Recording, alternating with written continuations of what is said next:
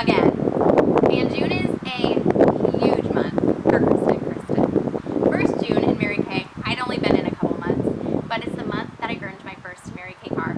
It's the month when I still had a very newborn little baby and a 2-year-old. My husband was still working in the factory and was still a full-time student.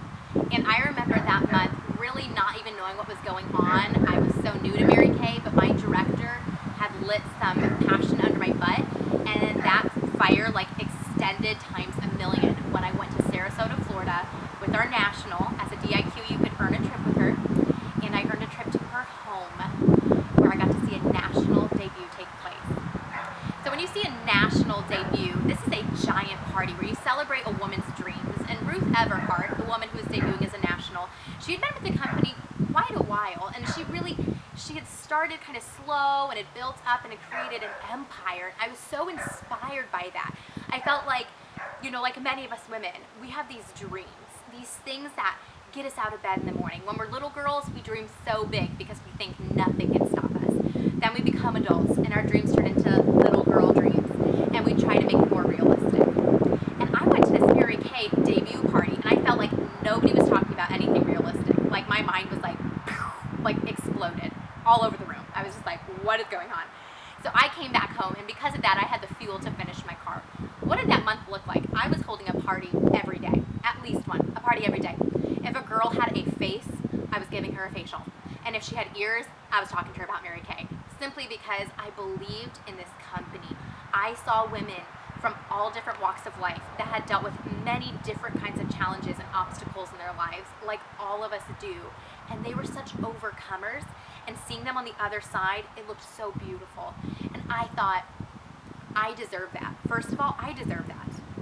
Why not me? Why not me? And I thought about my family, and I thought, why not them?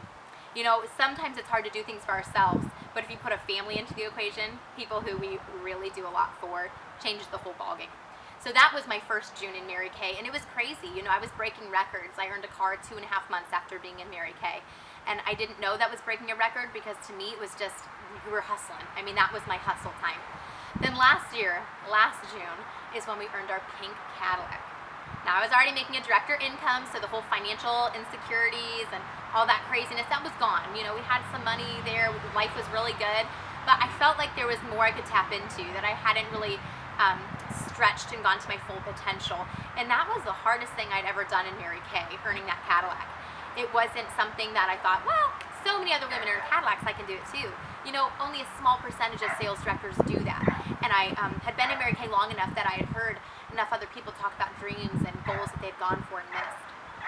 And I just said, I'm not going to miss this goal. I'm not going to miss it. And I'm going to go back to acting like my family needs it financially. I'm going to go back to feeling like, I have to do this, that need. Because sometimes our needs are stronger than other times. But is that really why we work our business? Is that really why we stretch ourselves? I don't think so. Because this June, I have a pink Cadillac. I've had a Cadillac for a year. My family is more financially abundant than ever before in my entire life.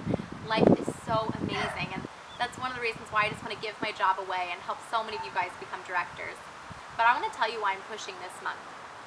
It has nothing to do with financial need.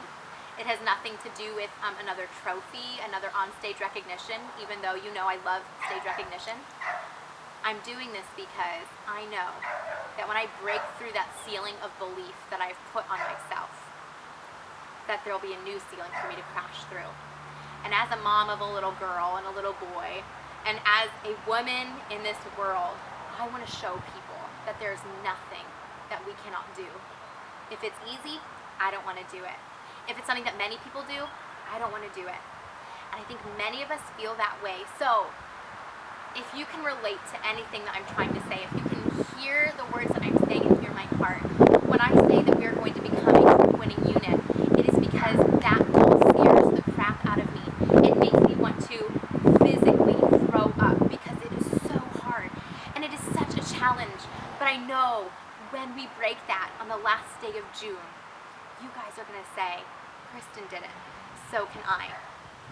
There are many amazing women in the world, but I think we could use more female role models. I also think that as women, we need to really understand how kick butt we are. So let's do something hard this June. Please, if any of this this resonated with you and you're feeling like, Kristen, that is me. You are speaking to me. You must be making that video for me.